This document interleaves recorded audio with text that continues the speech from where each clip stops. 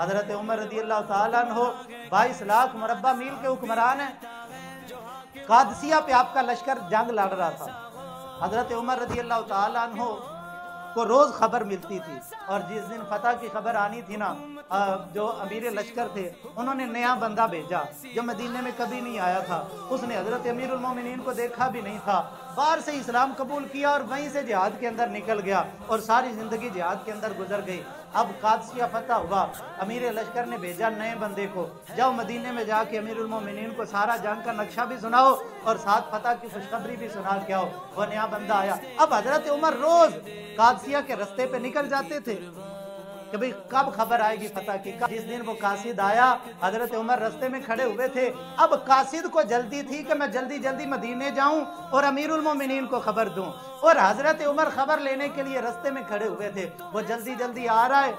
हजरत उमर जब देखा ना, आपने उसकी सवारी की मुहार पकड़ ली और खादिमों की तरह उसकी सवारी के साथ साथ चलने लगे और फरमाया कि भाई किधर से आ रहे हो?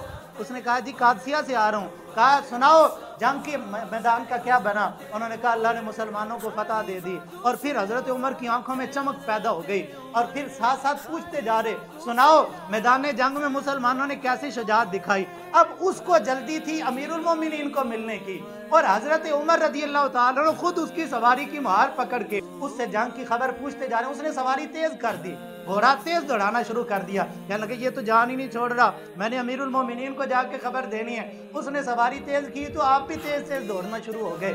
और फिर जब मदीने के अंदर दाखिल हुए, लोगों ने कहा अस्सलाम वालेकुम या अमीरुल मोमिनीन।